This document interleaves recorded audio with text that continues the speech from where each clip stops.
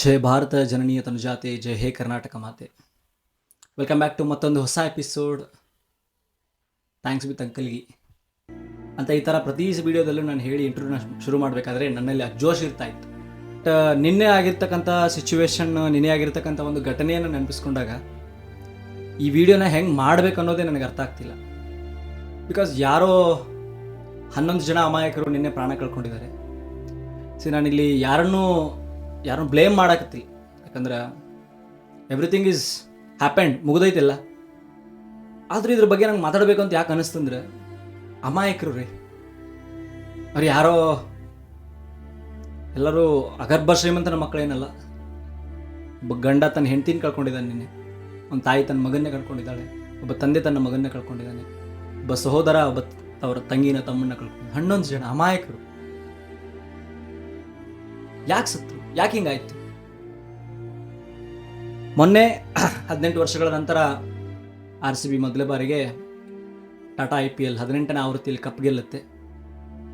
ಸುಮಾರು 18 ವರ್ಷಗಳಿಂದ RCB ಯಾವುದೇ ಕಪ್ ಗೆದ್ದಿರಲಿಲ್ಲ. 18 ವರ್ಷ ಆದಮೇಲೆ ಗೆದ್ದಿದೆ ಅನ್ನೋ ಖುಷಿ ನನಗೂ ಕೂಡ ಇದೆ, ತಮಗೂ ಎಲ್ಲ ವೀಕ್ಷಣೆ ಮಾಡ್ತಿದ್ದಾರೆ ವಿಡಿಯೋ, ಅವ್ರಿಗೂ ಕೂಡ ಇದಿದೆ. ನಾನು ಖುಷಿಪಟ್ಟೆ, ಪಟಾಕಿ ಹೊಡೆದ್ರು, ಖುಷಿಪಟ್ಟೆ, ನಾನು ಸಂಭ್ರಮಾಚರಣೆ ಮಾಡಿದೆ. ಬಟ್ ನನ್ನ ಸಂಭ್ರಮಾಚರಣೆ ಎಲ್ಲಿ ತನಕ ಇತ್ತು ಅಂದರೆ, ಬೆಳಗ್ಗಿನ ತನಕ ನಾನು ವಾಟ್ಸಪ್ ಸ್ಟೇಟಸಲ್ಲಿ ಹಾಕೋ ತನಕ ನನ್ನ ಸಂಭ್ರಮಾಚರಣೆ ಇತ್ತು. ಅಲ್ಲಿಗೆ ನನ್ನ ಸಂಭ್ರಮಾಚರಣೆ ಸೀಮಿತವಾಯ್ತು ಅಷ್ಟೇ. ನಾನು ಯಾಕೆ ಈ ಮಾತನ್ನು ನಿಮ್ಮ ಮುಂದೆ ಪದೇ ಒತ್ತಿ ಹೇಳ್ತಿದ್ದೀನಿ ಅಂದರೆ, ನಿನ್ನೆ ಒಬ್ಬ 10ನೇ ಕ್ಲಾಸ್ ಹುಡುಗ, ಯಾದಗಿರಿಯವನು, ಅವರು ಬೆಂಗಳೂರಿಗೆ ಯಾದಗಿರಿಯಿಂದ ದುಡಿಯೋಕ್ಕೆ ಬಂದಿದ್ದಾರೆ. ದುಡಿಯೋಕ್ಕೆ ಬಂದಿರೋವಾಗ ಸ್ಕೂಲ್ಗೆ ಹೋಗಿ TC ತೊಗೊಂಬರ್ತೀನಿ ಅಂತ ಹೋಗಿರೋ ಹುಡುಗ ಅವನು. ಅವ್ರ ತಾಯಿ ಯಾವಾಗ ನಾನು ನ್ಯೂಸಲ್ಲಿ ನೋಡ್ತಾ ಇದ್ದೆ, ಅವ್ರ ತಾಯಿ ಕಣ್ಣೀರು ಆಗ್ತಿರೋದು ನೋಡಿದ್ರೆ ನನ್ನ ಕರಳು ಚುರ್ರು ಅಂದ್ಬಿಡುತ್ತೆ. ನಾನು ಆ್ಯಕ್ಚುಲಿ ಈ ವಿಡಿಯೋನ ಮಾಡಬೇಕು ಅಂತ ಸ್ಕ್ರಿಪ್ಟ್ ಮಾಡಿ ಎಲ್ಲ ಮಾಡಿ ರೆಡಿ ಇಟ್ಟಿದ್ದೆ, ಮಾಡೋಕ್ಕೆ ಮನಸ್ಸಾಗಿರಲಿಲ್ಲ. ಆಮೇಲೆ ಅವ್ರ ತಾಯಿದು ಒಂದು ವಿಡಿಯೋ ನೋಡಿದ್ಮೇಲೆ ನಂಗೆ ಅನಿಸ್ತು, ಮಾಡೋಣ ಇದು ಒಂದು ವಿಡಿಯೋ, ಹೇಳೋಣ, ಅಟ್ಲೀಸ್ಟ್ ಇನ್ನಾದರೂ ನಾವು ಬದಲಾಗ್ತೀವ ಅಂತ. ಎಲ್ಲರೂ ಹೇಳ್ತಾ ಇದ್ದಾರೆ RCB ಕಪ್ ಗೆದ್ದಿರೋದ್ರಿಂದ ಈ ಥರ ಆಯಿತು, ಅಥವಾ ರಾಜಕಾರಣಿಗಳ ಒಂದು ಸರಿಯಾಗಿ ಒಂದು ಮಾರ್ಗದರ್ಶನ ಇರಲಿಲ್ಲ ಪೊಲೀಸರಿಗೆ, ಅದರಿಂದ ಈ ಥರ ಆಯಿತು, ಅಥವಾ ಪೊಲೀಸರು ನಿರ್ಲಕ್ಷ್ಯ ತೋರಿಸಿದ್ರು ಅದಕ್ಕೆ ಈ ಥರ ಆಯಿತು, ಅಥವಾ ಅಭಿಮಾನಿಗಳೇ ಜಾಸ್ತಿ ಜನ ಬಂದರು ಅದಕ್ಕೆ ಹಿಂಗಾಯಿತು, ಮಾನವೀಯತೆ ಸತ್ತೋಗ್ಬಿಡ್ತು, ಈ ರೀತಿಯಾಗಿರ್ತಕ್ಕಂಥ ಮಾತುಗಳನ್ನು ನಾನು ನೋಡ್ತಾ ಇದ್ದೀನಿ. ಇಲ್ಲಿ ಮಾನವೀಯತೆ ಅನ್ನೋದಕ್ಕಿಂತ ಅಭಿಮಾನ ಎಲ್ಲೋ ಅತಿರೇಕವಾಯಿತು ಅಂತ ಅನಿಸ್ತಾ ಇದೆ. ಒಂದು ಡಿ ಬಾಸ್ ದರ್ಶನ್ ಸರ್ ಅವ್ರು ಹೇಳ್ದಂಗೆ, ನೀವು ಬದುಕಿದ್ರೆ ನಾನು ಇನ್ನೊಂದ್ಸತಿ ನೋಡ್ಬೋದು, ಯಾರಿಗೋ ಅಣ್ಣ ಆಗಿರ್ತೀರಾ, ತಮ್ಮ ಆಗಿರ್ತೀರಾ, ಇನ್ಯಾರಿಗೂ ಗಂಡ ಆಗಿರ್ತೀರಾ, ಅವಾಗಲೇ ಹುಟ್ಟಿರ್ತಕ್ಕಂಥ ಮಗುಗೆ ಅಪ್ಪ ಆಗಿರ್ತೀರಾ. ನನ್ನ ನೋಡೋ ಬರದಲ್ಲಿ ನಿಮ್ಗೆ ಏನಾರು ಹೆಚ್ಚು ಕಮ್ಮಿ ಮಾಡ್ಕೊಂಡಿರಪ್ಪ ಅಂತೇಳಿ ಆ ಮನುಷ್ಯ ಎಷ್ಟೋ ಸತಿ ಚೆನ್ನಾಗಿ ಉಗ್ದಿದ್ದಾರೆ ಅವರ ಅಭಿಮಾನಿಗಳಿಗೆ. ಹಾಗಾಗಿ ನೀವೆಲ್ಲ ಅನ್ಕೋಬೋದು, ಏನು ನಾವು ಇವಾಗ ನನಗೆ ಈ ವಿಡಿಯೋಗೆ ಬರ್ಬೋದು ಬ್ಯಾಡ್ ಕಮೆಂಟ್ಸ್, ನನಗೆ ಈ ಸೋಷಿಯಲ್ ಮೀಡಿಯಾದಲ್ಲಿ ಇದ್ದೀನಿ ಅಂದರೆ ನನಗೆ ಬ್ಯಾಡ್ ಕಮೆಂಟ್ಸ್ಗಳೇನು ಹೊಸದಲ್ಲ ಅನ್ಬೋದೇ. ನೀನು RCB ಫ್ಯಾನ್ ಆಗಿಲ್ಲದೆ ಇರ್ಬೋದು, ಅದಕ್ಕೆ ನಿನಗೆ ಮಾತಾಡ್ತಿದ್ದೆ. If I am RCB fan ನಾನು ಇಲ್ಲದೇ ಇರ್ಬೋದು, ಬಟ್ ಮನುಷ್ಯತ್ವಕ್ಕಂತ ಒಂದು ಬೆಲೆ ಇದೆಯಲ್ಲ. ಹಂಗೆ RCB ನಮ್ಮ ಪ್ರಾಣಕ್ಕಿಂತ ದೊಡ್ಡದ, ಜೀವಕ್ಕಿಂತ ಹೆಚ್ಚಾಗ್ಬಿಡ್ತು RCB ಹುಚ್ಚು. ಎಷ್ಟೋ ಜನ ಮಕ್ಕಳು ಅವ್ರವ್ರ ತಂದೆ ತಾಯಿನೇ 50 ವರ್ಷ ಆಗಿರುತ್ತೆ ಪಾಪ, ಅವ್ರ ತಂದೆ ತಾಯಿಗಳಿಗೆ ಕರೆಕ್ಟಾಗಿ ಅವ್ರ ತಂದೆ ತಾಯಿ ಜೊತೆ ಮಾತಾಡಿರಲ್ಲ ಇನ್ನೊಂದು ಮಕ್ಕಳು. ಅಂಥದ್ರಲ್ಲಿ ಅದು ಯಾರೋ ಕೊಹ್ಲಿ, ಅದು ಯಾರೋ ಪಟ್ಟಿದಾರ್, ಇನ್ಯಾರೋ ಪ್ಲೇಯರ್ನ ಯಾರೋ ಹೆಸರುಗಳನ್ನ ತೊಗೊಳಕ್ಕೆ ಇಷ್ಟಪಡಲ್ಲ, ಅವ್ರನ್ನ ನೋಡೋಕೆ ಹೋಗಿ ನೋಡ್ಕೊಂಬಂದ್ರ ಆ ಖುಷಿ ಬೇರೆ. ಓಕೆ, ನೋಡ್ಕೊಂಬರೋ ಹಾದಿಲಿ ಸತ್ತೋಗಿದ್ರೆ ಆಯಿತು. ನಿನ್ನೆ ಅವ್ರು ಸೆಲೆಬ್ರೇಟ್ ಮಾಡಿದ್ರು, ನಿನ್ನೆ ಅಷ್ಟು ಜನ 11 ಜನ ಸತ್ತಿದ್ದಾರೆ ಅಂತಕ್ಕಂಥ ನ್ಯೂಸು ಎಲ್ಲೆಡೆ ಹರಡ್ತಾ ಇದೆ, ನ್ಯೂಸಲ್ಲಿ ಬರ್ತಾ ಇದೆ, ಮಾಧ್ಯಮಗಳಲ್ಲಿ ಬರ್ತಾ ಇದೆ, ಇಂಟರ್ನೆಟ್, ಎಲ್ಲರ ಕೈಯಲ್ಲೂ ಫೋನ್ ಇದೆ. ಯಾಕೆ ಯಾರು ಪ್ಲೇಯರ್ಗಳ ಕೈಯಲ್ಲೂ ಫೋನ್ ಇರಲಿಲ್ವಾ? ಎಲ್ಲರ ಕೈಯಲ್ಲೂ ಫೋನ್ ಇತ್ತಲ್ವ? ಯಾಕೆ ಮ್ಯಾನೇಜ್ಮೆಂಟ್ ಅವ್ರ ಕೈಯಲ್ಲಿ ಫೋನ್ ಇರಲಿಲ್ವ? ನಿಲ್ಲಿಸ್ಬೋದಾಗಿತ್ತಲ್ಲ ಸೆಲೆಬ್ರೇಷನ್ನ. ಎಷ್ಟೋ ಜನ ಇಲ್ಲಿ ಹೊರಗಡೆ ಬೀದಿಲಿ ಬಿದ್ದು ಕಾಲು ತುಳಿತಕ್ಕೆ ಸಾಯ್ತಾ ಇದ್ದಾರೆ, ಅಂಥದ್ರಲ್ಲಿ ಅವ್ರು ಒಳಗಡೆ ಆರಾಮ್ಸೆ ಸೆಲೆಬ್ರೇಟ್ ಮಾಡ್ತಾ ಇದ್ದಾರೆ, ನಕ್ಕೊಂಡು ಕೂತಿದ್ದಾರೆ.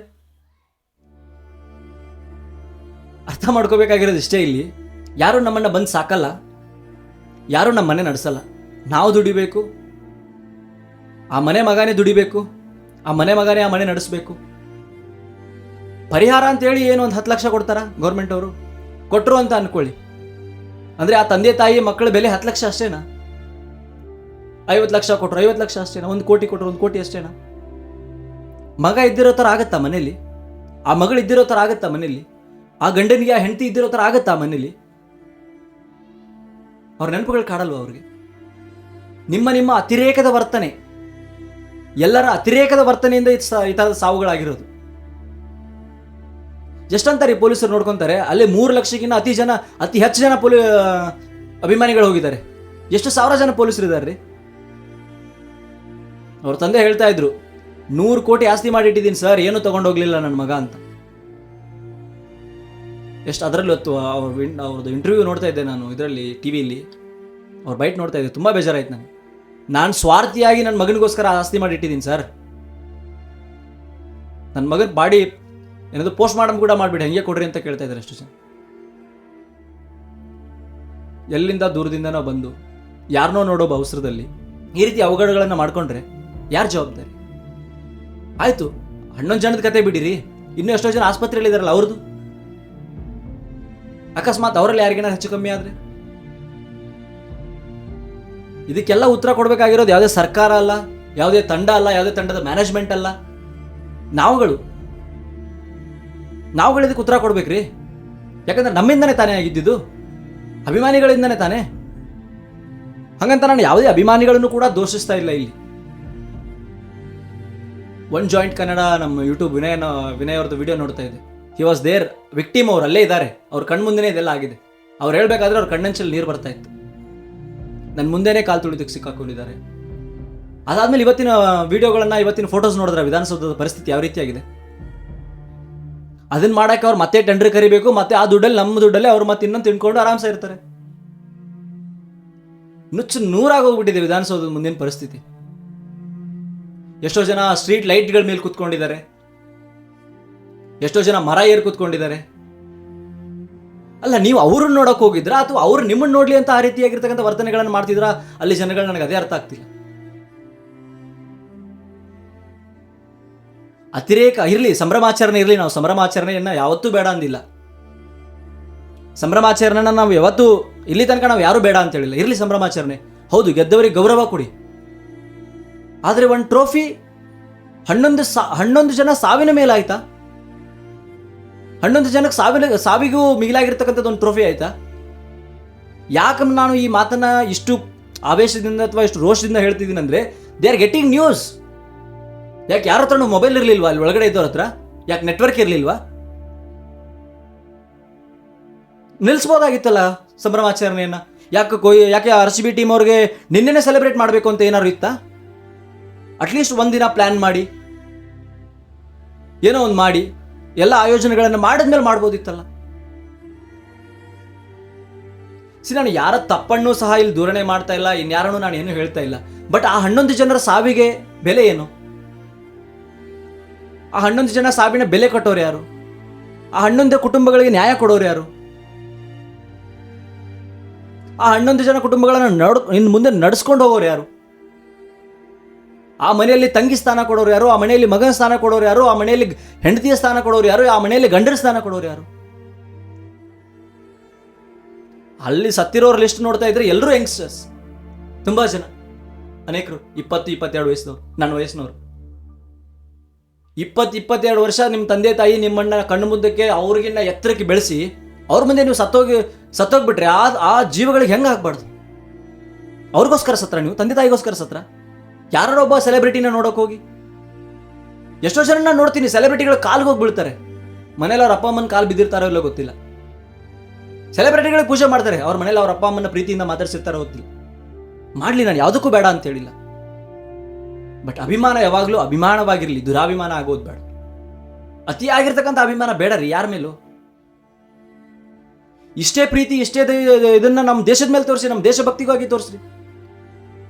ಆಪರೇಷನ್ ಸಿಂಧೂರ್ ಸಕ್ಸಸ್ಫುಲ್ ಆದಾಗ ಇಷ್ಟು ಸಂಭ್ರಮಾಚರಣೆ ನಾನು ಎಲ್ಲೂ ನೋಡ್ಲಿಲ್ಲಪ್ಪ. ಈ ಬಸ್ ರ್ಯಾಲಿ ಅನ್ನೋದು ಇದೇ ಮೊದಲೇನಲ್ಲ, ಮುಂಬೈಯಲ್ಲೂ ಕೂಡ ಆಯ್ತು, ಯಾವುದೇ ರೀತಿ ಅವಘಡಗಳಾಗಲಿಲ್ಲ. ಮುಂಬೈ ಅಂತ ಒಂದು ದೊಡ್ಡ ಸಿಟಿ ಆಯ್ತು, ಟೀಮ್ ಇಂಡಿಯಾ ಇತ್ತು, ಓಕೆ ಬಿಡಿ, ಅದು ಬೇರೆ ಬಿದ್ದು ಆಯ್ತಲ್ರಿ. ಹಾರ್ದಿಕ್ ಪಾಂಡೆ ಒಬ್ಬರೇ ಬಸ್ ಶೋ ಮಾಡಿದ್ರಲ್ಲ, ಅವಾಗ ಎಷ್ಟು ಅಚ್ಚುಕಟ್ಟಾಗಿ ಮಾಡಿದ್ರು. ಪ್ಲಾನ್, ಎಲ್ಲದಕ್ಕೂ ಪ್ಲಾನ್ ಮಾಡಬೇಕು. ಇಲ್ಲಿ ಯಾವುದೇ ಪ್ಲಾನ್ ಇರಲಿಲ್ಲ. ಎಸ್, ನಿನ್ನೆ ಗೆದ್ರು, ಇವತ್ತು ಬಂದ್ರು. 18 ವರ್ಷ ಕಾದಿದ್ ನಾವು ಈ ಸಾವುಗಳಿಗೋಸ್ಕರನ. 18 ವರ್ಷ ನನಗೆ ಇವಾಗಲೂ ಅನಿಸ್ತಾ ಇದೆ, ಆ ಕಪ್ ಯಾಕಾರು ಗೆದ್ಬಿಟ್ವೋ. ಆ ಕಪ್ ಗೆದ್ದಿರ್ಲಿಲ್ಲ ಅಂದ್ರೆ ಇದು ಯಾವುದೂ ಆಗ್ತಿರ್ಲಿಲ್ವಲ್ಲ. ನನಗೆ RCB ಕಪ್ ಗೆದ್ದಿರೋದ್ರ ಬಗ್ಗೆನೂ ಯಾವುದೇ ಬೇಜಾರಿಲ್ಲ. ನನಗೆ RCB ಸಂಭ್ರಮಾಚರಣೆ ಬಗ್ಗೆ ನನಗೆ ಯಾವುದಕ್ಕೂ ಬೇಜಾರಿಲ್ಲ. ನನಗೆ ಬೇಜಾರಾಗ್ತಿರೋದು ಒಂದೇ, ಆ 11 ಜೀವಗಳಿಗೆ ಏನು ಬೆಲೆ ಇದೆ ಇನ್ಮೇಲೆ. ಎಷ್ಟೋ ಜನ ನಾವು ಕಿತ್ತಾಡ್ತಿದ್ದೀವಿ, ನನ್ನ ಟೀಮು, ಆ ಟೀಮು, ಈ ಟೀಮು. ಯಾರು ನೀವು ಕಿತ್ತಾಡ್ತಿದ್ದೀರಾ ಅಂತ ಕಾಯ್ತಿಲ್ಲ ಸ್ವಾಮಿ. ಇಲ್ಲಿ ದುಡ್ಡು ಕೊಡ್ತಾರೆ ಅವ್ರಿಗೆ. RCB ಆಡಕ್ಕೆ ವಿರಾಟ್ ಕೊಹ್ಲಿಗೆ ಇಷ್ಟು ದುಡ್ಡು ಅಂತ ಕೊಡ್ತಾರೆ, ರಜತ್ ಪಟಿದಾರ್ಗೆ ಇಷ್ಟು ದುಡ್ಡು ಅಂತ ಕೊಡ್ತಾರೆ, ಮುಂಬೈಗೆ ಆಡಕ್ಕೆ ರೋಹಿತ್ ಶರ್ಮಾಗೆ ಇಷ್ಟು ದುಡ್ಡು ಅಂತ ಕೊಡ್ತಾರೆ, ಹಾರ್ದಿಕ್ ಪಾಂಡ್ಯಗೆ ಇಷ್ಟು ದುಡ್ಡು ಅಂತ ಕೊಡ್ತಾರೆ, ಧೋನಿಗೆ ಇಷ್ಟು ದುಡ್ಡು ಅಂತ ಕೊಡ್ತಾರೆ. ದುಡ್ಡುಗೋಸ್ಕರ ಆಡ್ತಿದ್ದಾರೆ ಅವರು. ಯಾಕೆ ನಮ್ಮ Karnataka team Vijay Hazare trophy, Ranji trophy ಗೆದ್ದಾಗ ಎಲ್ಲಿತ್ತು ನಿಮ್ಮ ಈ ಸಂಭ್ರಮಾಚರಣೆ? ನಮ್ಮ ಕನ್ನಡದ ಟೀಮು, ನಮ್ದು ಟೀಮು, ಬೆಂಗಳೂರು ಟೀಮ್, ಓಕೆ, ನಮ್ಮ ಬೆಂಗಳೂರು ಟೀಮ್, ನಮ್ಮ ಕರ್ನಾಟಕ ಟೀಮ್ ರೀ. ರಣಜಿ ಮತ್ತೆ ವಿಜಯ್ ಹಜಾರೆ ಇನ್ಯಾವುದೋ 1000 ಟ್ರೋಫಿಗಳು ಗೆದ್ವಲ್ಲ, ಎಲ್ಲಿತ್ತು ನಿಮ್ಮ ಸಂಭ್ರಮಾಚರಣೆ? ಯಾರೊಬ್ಬರು ಮೊಬೈಲ್ ಸ್ಟೇಟಸ್ ಅಲ್ಲೂ ನಾನು ನೋಡಲಿಲ್ಲ. ಮುಗಿದ್ 3 ದಿನ ಆದ್ರೂ ಇನ್ನೂ ಅದೇ ಸ್ಟೇಟಸ್ ಅಲ್ಲಿ ನೀವು ಕೂತಿದ್ದೀರ. ಅಭಿಮಾನ ಭ್ರಮೆ ಆಗ್ಬಾರ್ದು, ಯಾವಾಗ್ಲೂ ಭ್ರಮೆಯಲ್ಲೇ ಬದುಕಬಾರ್ದು. ನಂದು RCB, ನಿಮ್ದೇ RCB, ಎಲ್ಲಿ ತನಕ ಇರಬೇಕು? ನಿಮ್ಮ ಅಭಿಮಾನ ಎಲ್ಲಿ ತನಕ ಇರಬೇಕು? ಟಿಕೆಟ್ ತಗೊಂಡೋಗಿ ಮ್ಯಾಚ್ ಆಡೋದನ್ನ ನೋಡಿ ಬರೋ ತನಕ ಮಾತ್ರ ಇರಬೇಕು. ನಾವೇ ಟಿಕೆಟ್ ತಗೊಳ್ಳೋಷ್ಟು ದುರಾಭಿಮಾನ ಇರಬಾರ್ದು ಯಾವಾಗ್ಲೂ. ಈ ವಿಷಯದ ಕುರಿತಂಗೆ ಮಾತಾಡ್ತಾ ಹೋದ್ರೆ ಎಲ್ಲದರಲ್ಲೂ ಲೋಪಗಳು ಕಾಣಿಸ್ತಾನೆ ಹೋಗುತ್ತೆ ನಮಗೆ.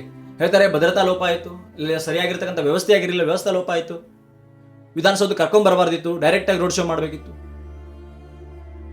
ನನಗೆ ಅದೇ ಅರ್ಥ ಆಗ್ತಿಲ್ಲ. ಅದು ಯಾವ ರೀತಿಯಾಗಿ ನಮ್ಮ ರಾಜಕಾರಣಿಗಳು ಅವರ ಒಂದು ಬೇಳೆ ಬೇಯಿಸ್ಕೊಳ್ಳೋಕೆ ಹೋಗಿ ಅವ್ರನ್ನ ಯಾಕೆ ವಿಧಾನಸೌಧ ಕರ್ಕೊಂಡ್ಬಂದ್ರೆ ನನಗೆ ಅದೇ ಗೊತ್ತಿಲ್ಲ. 5 ಬಾರಿ 6 ಬಾರಿ ಬೇರೆ ತಂಡಗಳು ಕಪ್ಗಳನ್ನು ಗೆದ್ದಿದ್ದಾವೆ. 3 ಬಾರಿ 4 ಬಾರಿ 5 ಬಾರಿ 6 ಬಾರಿ. ಅವಾಗ ಯಾವುದೇ ರಾಜ್ಯ ಸರ್ಕಾರ ಅವರ ಕರೆದು ಸನ್ಮಾನ ಮಾಡೋದನ್ನ ನಾನು ಇಲ್ಲಿ ತನಕ ನೋಡಿಲ್ಲ. ಯಾಕೆ ಇವ್ರನ್ನ ವಿಧಾನಸೌಧಕ್ಕೆ ಕರೆಸಿದ್ರು? ಇವರೇನು ಭಾರತಕ್ಕೆ ಹೋರಾಡಿರ್ತಕ್ಕಂಥ ಸೈನಿಕರ? ಏನು ಯುದ್ಧ ಏನಾರ ಗೆದ್ದು ಬಂದಿದ್ದಾರಾ? ಚೀನಾ ಮೇಲನೋ, ಪಾಕಿಸ್ತಾನ ಮೇಲನೋ, ಇನ್ಯಾವ್ದ್ರ ಮೇಲನೋ? ಏನು ಇಂಡಿಯಾ ಮತ್ತೆ ಪಾಕಿಸ್ತಾನ ಮ್ಯಾಚಲ್ಲಿ ಇವ್ರೇನಾರ ಆಡಿ ಗೆದ್ದು ಬಂದಿದ್ದಾರಾ? ಇದೇನು ಯಾವುದೋ ಒಂದು ಭಾರತದ ತಂಡನ? ಅದು ಅಲ್ಲ, ಯಾವುದೊಂದು ಫ್ರಾಂಚೈಸಿ. ಆ ಫ್ರಾಂಚೈಸಿಗೆ ಬೆಂಗಳೂರು ಅಂತ ಹೆಸರಿಟ್ಟಿದ್ದಾರೆ. ಹಂಗಂತ ಹೇಳ್ಬಿಟ್ಟು ರಾಜ್ಯ ಸರ್ಕಾರ ಕರ್ಕೊಂಡ್ಬಂದು ಮುಖ್ಯಮಂತ್ರಿಗಳು, ಉಪಮುಖ್ಯಮಂತ್ರಿಗಳು, ರಾಜ್ಯಪಾಲರು ಎಲ್ಲರೂ ಬಂದರು ಅವ್ರನ್ನ ಗೌರವಿಸಕ್ಕೆ. ಓಕೆ, ಅದು ಆಗಲಿ, ಗೌರವ ಕೊಟ್ರ ಓಕೆ. ಅವ್ರ ಆಟಕ್ಕೆ, ಅವರ ಪ್ರಯತ್ನಕ್ಕೆ ನಾವು ಯಾವಾಗಲೂ ಗೌರವ ಕೊಡೋಣ. ಈ 11 ಬೆಲೆಗಳಿಗೆ ಯಾರೇ ಬೆಲೆ ಕಟ್ಟೋದು? 11 ಜೀವಗಳು ಸುಮ್ಮನೆ ರೋಡಲ್ಲಿ ಸತ್ತೋದಿಲ್ಲ, ಇವಕ್ಕೆ ಯಾರು ಬೆಲೆ ಕಟ್ಟೋದು? ನಾನು ಈ ಟಾಪಿಕ್ ಬಗ್ಗೆ ಮಾತಾಡಬಾರ್ದು ಅಂತ ಅನ್ಕೊಂಡು ಸುಮ್ಮನೆ ಆಗಿದ್ದೆ. ಬಟ್ ಗೊತ್ತಿಲ್ಲ ಯಾಕೆ ಮಾತಾಡಬೇಕು ಅಂತ ಅನ್ನಿಸ್ತು ಅಂತ, ಯಾಕೆ ಈ ವಿಡಿಯೋ ಮಾಡಿದೆ ಅಂತ ನನಗೆ ಗೊತ್ತಾಗ್ತಿಲ್ಲ. ಎಷ್ಟೋ ಜನ ಅಂತಾರೆ ಇವಾಗ ನನಗೆ RCB ಫ್ಯಾನ್ಸ್ಗಳಿಂದ ಎಲ್ಲ ನನಗೆ ತುಂಬ ಚೆನ್ನಾಗಿರ್ತಕ್ಕಂಥ ಕಮೆಂಟ್ಸ್ ಬರುತ್ತೆ. ನೀನು RCB ಫ್ಯಾನ್ ಅಲ್ಲ ಅನಿಸುತ್ತೆ, ಅದಕ್ಕೆ ನೀನು ಕನ್ನಡದವನಲ್ಲ, ಹಂಗೆ ಹಿಂಗೆ. ನೀವೆಷ್ಟೆಲ್ಲ ಕನ್ನಡದ ಅಭಿಮಾನವನ್ನು ತೋರಿಸ್ತಿದ್ದೀರಲ್ಲ, ಅದರ 2ರಷ್ಟು ಅಭಿಮಾನವನ್ನು ನಾನು ಕನ್ನಡದ ಅಭಿಮಾನವನ್ನು ತೋರಿಸ್ತಿದ್ದೀನಿ. ಎಷ್ಟೋ ಜನ ಕನ್ನಡ ಬರದೇ ಇರೋರು ನಾನು ಇವತ್ತು ಕನ್ನಡ ಪಾಠವನ್ನು ಮಾಡ್ತಿದ್ದೀನಿ, ಕನ್ನಡ ಹೇಳ್ಕೊಡ್ತಾ ಇದ್ದೀನಿ, ಕನ್ನಡ ಕಲಿಸ್ತಾ ಇದ್ದೀನಿ. ಸೋಕಾಲ್ಡ್ ಕನ್ನಡ ಪ್ರೇಮಿಗಳು, ಸೋಕಾಲ್ಡ್ RCBians, ಸೋಕಾಲ್ಡ್ ಕನ್ನಡಿಗಾಸ್, ನನಗೆ ಕನ್ನಡದ ಪಾಠವನ್ನ, ಕನ್ನಡತನದ ಪಾಠವನ್ನ ಬೇಡ. ಈ ವಿಡಿಯೋ ಮುಖಾಂತರ ನೀನು ಕನ್ನಡದವನೇ ಅಲ್ಲ, ಪಕ್ಕದ ಮನೆಯವನು, ಎಲ್ಲ ಕಮೆಂಟ್ಸ್ಗೂ ನಾನು ಐ ಆಮ್ ರೆಡಿ ಟು, ನಾನು ಸೋಷಿಯಲ್ ಮೀಡಿಯಾಗೆ ಬಂದಿದ್ದೀನಿ ಅಂದರೆ I am ready to accept all the things. ಅದಷ್ಟು ಧೈರ್ಯ ಇರೋದಕ್ಕೆ ನಾನು ಸೋಷಿಯಲ್ ಮೀಡಿಯಾಗೆ ಬಂದಿರೋದು. ನೀವು ಅನ್ಕೋಬಹುದು 1-2 ಕಮೆಂಟ್ ಹಾಕ್ಬಿಟ್ರೆ ನಾನು ಈ ವಿಡಿಯೋನ ಯಾವುದೇ ಲೈಕ್ಸ್ಗೋಸ್ಕರ, ವ್ಯೂಸ್ಗೋಸ್ಕರ ಇನ್ನು ಯಾವುದಕ್ಕೂ ಮಾಡ್ತಾ ಇಲ್ಲ. ನನ್ನ ಮನಸ್ಸಲ್ಲಿ ಅನಿಸಿರೋದನ್ನ ನಾನು ನನ್ನ ಚಾನಲ್ಗೆ ಹಾಕ್ಕೊತಾ ಇದ್ದೀನಿ ಅಷ್ಟೇ. ನನಗೆ ಇಲ್ಲಿ ತನಕನೂ ಬೇಜಾರಾಗ್ತಿರೋದು ಒಂದೇ ಆ 11 ಸಾವುಗಳಿಗೆ ಯಾರು ನ್ಯಾಯ ಕೊಡಿಸ್ತಾರೆ? ನಿಮ್ಮ ಸಂಭ್ರಮಾಚರಣೆ, ನಿಮ್ಮ ಸಂತೋಷ ಎಲ್ಲ ಸೂತ್ಕಾಯ್ತಲ್ರಿ 11 ಮನೆಗಳಲ್ಲಿ. ಯಾಕೆ 1-2-3 ದಿನ ಬಿಟ್ಟು ನೀವು ಸೆಲೆಬ್ರೇಷನ್ ಮಾಡಿದ್ರೆ ಆಗ್ತಿರ್ಲಿಲ್ವಾ? 1-2-3 ದಿನ ಅದೇ ಭದ್ರತಾಗಳನ್ನ ಎಲ್ಲ ವಹಿಸ್ಕೊಂಡು ನೀವು ಮಾಡ್ಬೋದಿತ್ತಲ್ಲ ಸಂಭ್ರಮಾಚರಣೆ. ಯಾಕೆ ನಿನ್ನೆನೇ ಮಾಡಬೇಕು ಅಂತ ಏನಾರು ಅಗ್ರಿಮೆಂಟ್ ಆಗಿತ್ತಾ? ಈ ವಿಷಯದ ಬಗ್ಗೆ ಮಾತಾಡ್ತಾ ಹೋದ್ರೆ ಅನೇಕ ಪ್ರಶ್ನೆಗಳ ಬೆಟ್ಟನೇ ಕುತ್ಕೊಳ್ಳುತ್ತೆ. ಇದೇ ನಿಮ್ಮ ತಂಡದಲ್ಲಿ ಆಡಿರ್ತಕ್ಕಂಥ ಒಬ್ಬ ಆಟಗಾರ ಹೇಳ್ತಾನೆ, ಭಾರತ ತಂಡಕ್ಕಾಗಿ ಗೆದ್ದ ಟ್ರೋಫಿಗಳನ್ನು ನಾನು ಪೋಸ್ಟ್ ಮಾಡೋದ್ರಿಂದ ಅವೇನು ಡಬಲ್ ಆಗಲ್ಲ ಅಂತ. ನಿನ್ನೆ ನೋಡಿದ್ರೆ ಆ ವ್ಯಕ್ತಿ, ಆ ಮನುಷ್ಯನ ಫುಲ್ ಇನ್ಸ್ಟಾಗ್ರಾಮ್ ತುಂಬ ಅದೇ ಪೋಸ್ಟ್ಗಳು, ಅದೇ ಸ್ಟೋರಿಗಳು, ಅದೇ ಎಲ್ಲ. ಅರ್ಥ ಮಾಡ್ಕೊಳ್ಳಿ, ಇಲ್ಲಿ ಒಂದು ಭಾರತ ತಂಡಕ್ಕೆ ಆಡೋದಕ್ಕಿಂತ ಒಂದು ಫ್ರಾಂಚೈಸಿಗೆ ಆಡೋದು ಅವ್ರಿಗೆ ಎಷ್ಟು ಇಂಪಾರ್ಟೆಂಟ್ ಆಗ್ತಿದೆ ಅಂತ. ಫ್ರಾಂಚೈಸಿ ಮೀನ್ಸ್ ದುಡ್ಡು. ಇಲ್ಲಿ ದುಡ್ಡುಗೋಸ್ಕರ ಆಡ್ತಿದ್ದಾರೆ ಎಲ್ಲರೂ. ನನ್ನ ಇನ್ಸ್ಟಾಗ್ರಾಮ್ ಸ್ಟೋರಿ ಹಾಕಿದ್ದೆ, ಇವಾಗ ನನ್ನ ಫ್ರೆಂಡ್ಸ್ ಯಾರೋ ರಿಪ್ಲೈ ಮಾಡಿದ್ರು, you don't know the value of waiting for 18 years for cup ಅಂತ. ನನಗೂ ಗೊತ್ತ್ರಿ ಸ್ವಾಮಿ, ನಾನು ವರ್ಷಾನುಗಂಟ್ಲೆ ಈಗ ಸೋಷಿಯಲ್ ಮೀಡಿಯಾದಲ್ಲಿ ಮಾಡ್ಕೊಂಡಿದ್ದೀನಿ. ನನಗೂ ಗೊತ್ತು ಕಾಯೋದು, ಸಕ್ಸಸ್ಗೋಸ್ಕರ ಕಾಯೋದು ಹೆಂಗೆ ಅಂತ ನನಗೂ ಗೊತ್ತು. ನಾನು ಬರೀ ಸೋಷಿಯಲ್ ಮೀಡಿಯಾ ಇನ್ಫ್ಲೂಯೆನ್ಸರ್ ಅಲ್ಲ, ಐ ಆಮ್ ಸ್ಪೋರ್ಟ್ಸ್ ಪರ್ಸನ್. ನನಗೆ ಗೊತ್ತು ಪ್ರಯತ್ನದ ಫಲಕ್ಕಾಗಿ ನಾವು ಹೆಂಗೆ ಕಾಯ್ತಿರ್ತೀವಿ ಅಂತ. ಹಂಗಂತೇಳಿ ಆ 18 ಸಾವುಗಳಿಗೂ ಮೀರಿದ್ದೇನು ನಿಮ್ಮ ಕಪ್ಪಲ್ವಲ್ಲ. ಸಂಭ್ರಮಾಚರಣೆ ಇರಬೇಕಾಗಿರ್ತಕ್ಕಂಥ ಮನೆಗಳಲ್ಲಿ ಇವತ್ತು ಸೂತಕದ ಛಾಯೆ ಚೂಡಿ, ಸೂತಕದ ಛಾಯೆ ಮೂಡ್ತಾ ಇದೆ.